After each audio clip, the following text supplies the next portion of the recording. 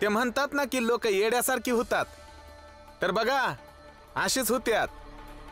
आपला कामधंदा सोडून लोकांचं घर सजवत्यात. बस जनार्दन,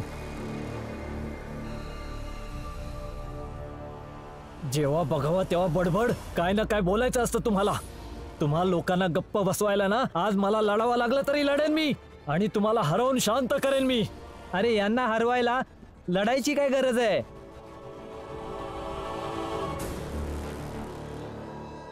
नंदू, आपण विजयाचा एवढा आनंद साजरा करू की हे जोकू, हितेश आणि जनार्दन या तिघांना एवढं खुपेल की हे जखमी होऊन स्वतः शांत होतील. बरोबर बोललास मनोहर भाऊ. जा ढोल घेऊन ये. आज तुम्ही ढोल वाजवा आणि मी नाचणार. या चाळीत आनंद साजरा करू. घेऊन ये ढोल. ठीक आहे नंदू, मी आलोच ढोल घेऊन.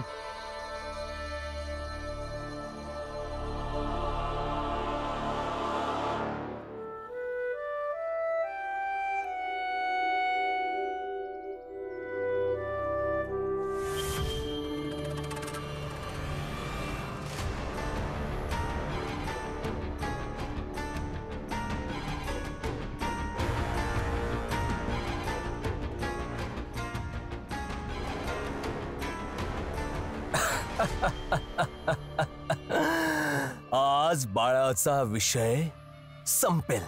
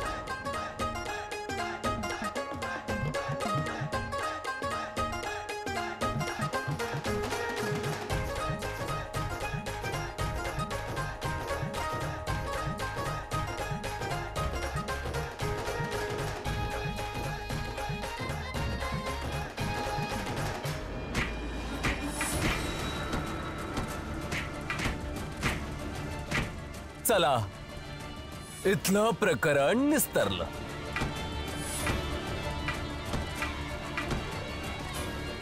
आता हा शोक समाचार त्या भीमरावला देऊया. चला.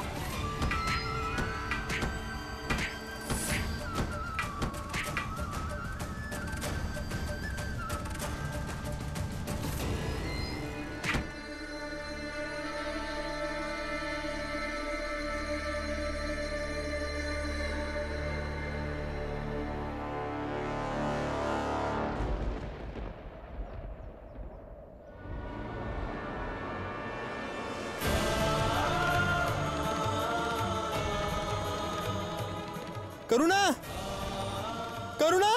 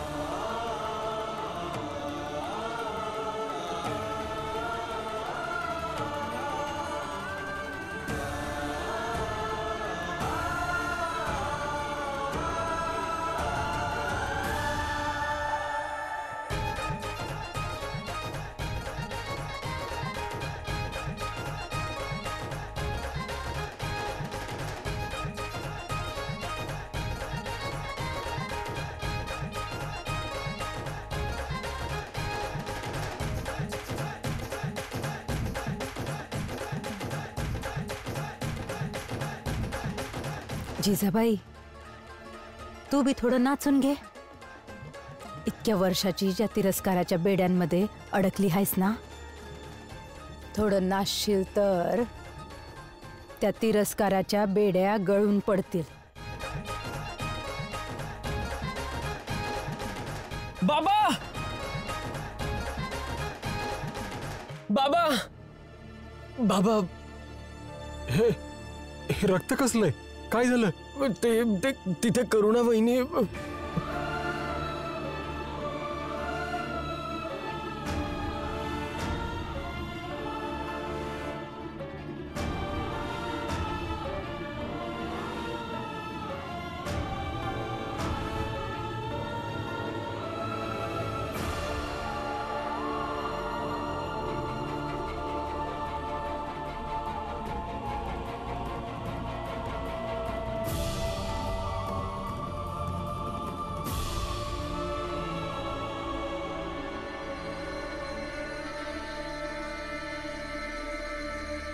अरे चुकीच्या गोष्टीचा आनंद साजरा करा तर असंच अघटित होणार. नंदू, ही जी फुलं लावली आहेत ना ती काढून टाक, कारण कोणाच्या दुःखात फुलं सजवण्याचा काय उपयोग. अरे नाचा नाचा नाचा, अजून नाचा. तमाशा तर केलाच आहे भीम आणि रमानी. नाचा. अरे भीमाच्या बाजूने राहाल तर कधी आनंद नाही मिळणार. नंदू, फुलं इकत घेऊन येशील तर ते ना कुणाच्या आनंदासाठी उपयोगात येतील ना ते इकले जातील. म्हणून सगळे विचार करा. जोखू, जनार्दन, जा ही सजवलेली फुलांना काढून टाका. जा, याची काही गरज नाहीये.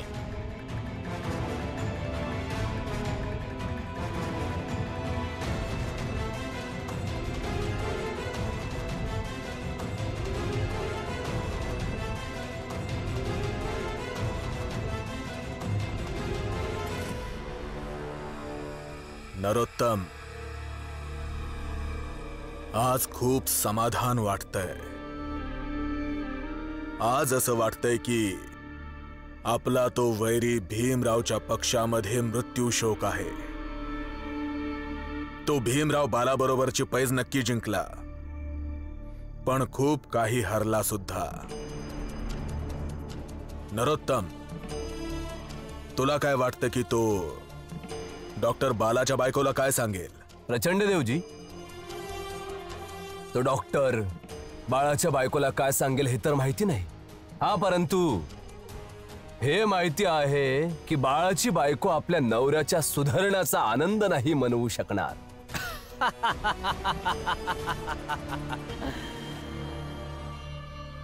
आणि राहिला प्रश्न चाळीतला, तर चाळीमध्ये आपली माणसं आहेतच. ते या सगळ्यासाठी भीमरावला दोषी ठरवणारच आहे. ते हे सिद्ध करून दाखवतील की ही सगळी त्या भीमरावची चूक आहे. ना त्या भीमरावने पैज लावली असती, नाही लढाई लढली असती, आणि नाही अशी परिस्थिती उद्भवली असती. बरोबर बोललास तू नरोत्तम, आणि अगदी योग्यही केलंस की तू त्या बालाच्या बायकोच्या दुर्घटनेची बातमी जाऊन भीमरावला सांगितलीस. आता त्या भीमरावला अजिबात शंका येणार नाही की ती सगळी तू पाठवलेली माणसं होती. तुर्तास तरी आपण चाळीमध्ये जाऊया आणि चाळीमध्ये जाऊन बघूयात की नेमके करुणासोबत काय झाले. आपण एकदा बघून यायचं का करुणाताईंना? वय पण जाणार कुठं? आपल्याला हे बी नाही माहिती की वहिनी कोणत्या हॉस्पिटलमध्ये.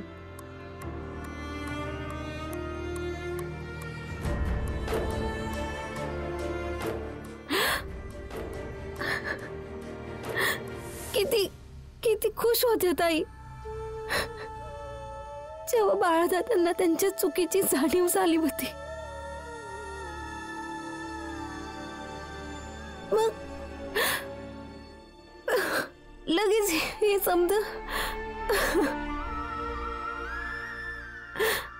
लक्ष्मी, तू रडू नका, समज ठीक होईल.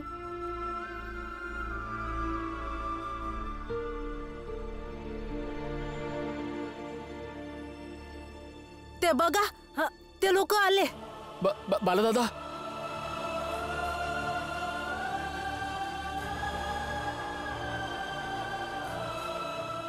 ताई, काय काय झालं यांना?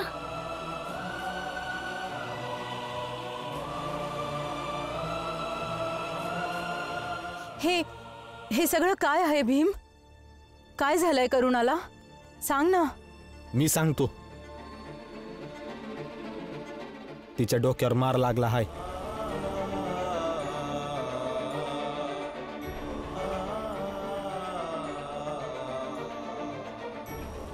डॉक्टरांचं म्हणणं आहे की हिची शुद्ध परत यायला अजून किती वेळ लागल ते सांगू नाही शकत.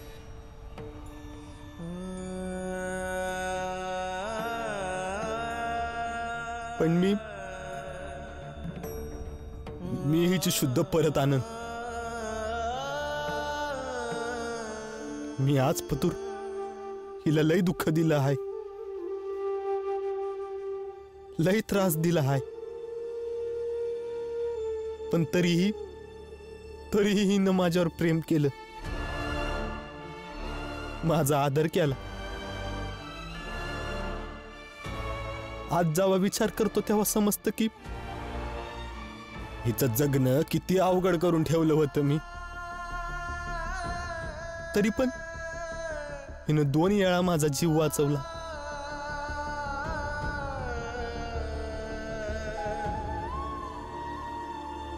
आज जर मी असं इथं जखमी पडलो असतो तर हिनं माझी सेवा केली असती.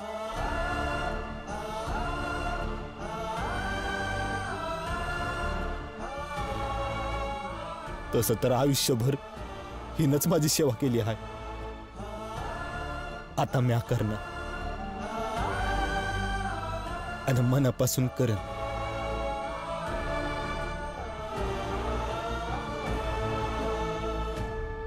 मला वाटतं हीच एक संधी आहे की मी माझ्या पापांचं प्रायश्चित्त करायचं छोटासा प्रयत्न करन.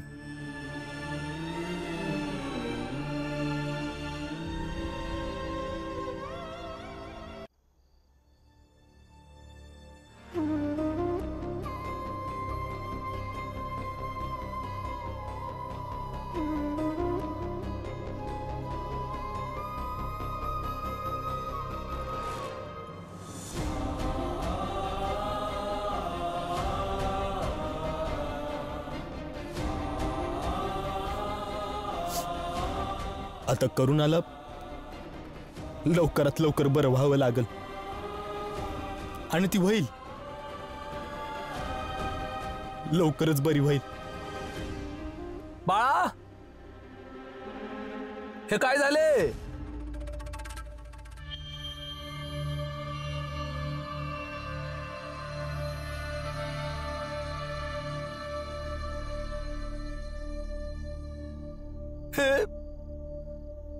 हे सगळे बघतो ना प्रचंड देवजी तर वाईट वाटते.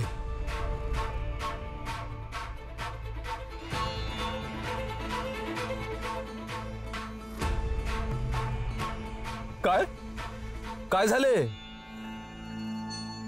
तुला असे वाटते की तुझ्या दुःखाने आम्ही दुःखी होत नाही? आम्हाला देखील दुःख होते आणि यावेळी तर खरंच आम्ही दुःखी आहोत.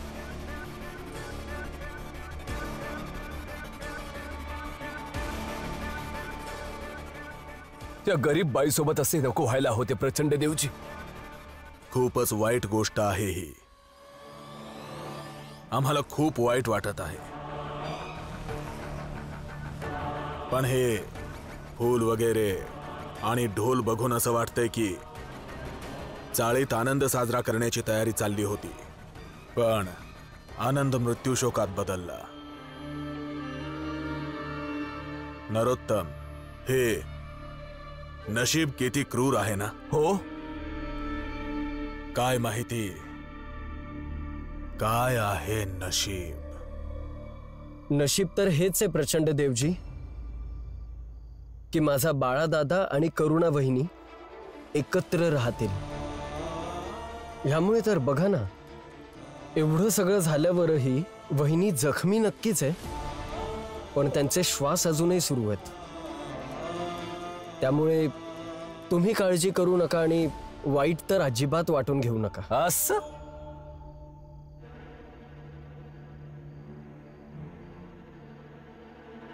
आणि राहिला प्रश्न उत्सवाचा, तो तर होईलच.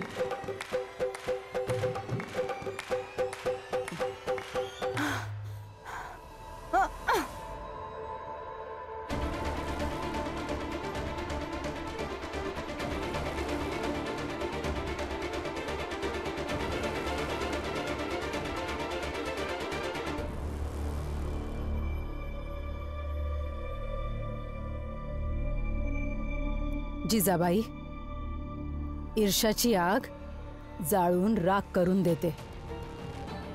सांभाळ स्वतःला. भीमची जीत आणि बाळाची हार यामध्ये तू का तुझं रक्त जाळतीयस?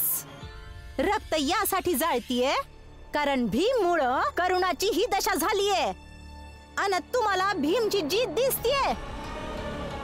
करुणा स्वतःच्या पायावर उभी होती, आज ती खाटेवर झोपून हाय. काय ही भीमची जीत हाय? माहित नाही करुणा कधी बोलण्यालायक होईल. काय ही भीमची जीत हाय? लढायला शिकवत होते ना भीम आणि रमा, आज ती बेशुद्ध होऊन पडली हाय. काय ही भीमची जीत हाय? आता तिच्या इलाजासाठी पैसे लागतील. कुठून येतील पैसे? माझ्या नवऱ्याच्या पेन्शन मधून येतील.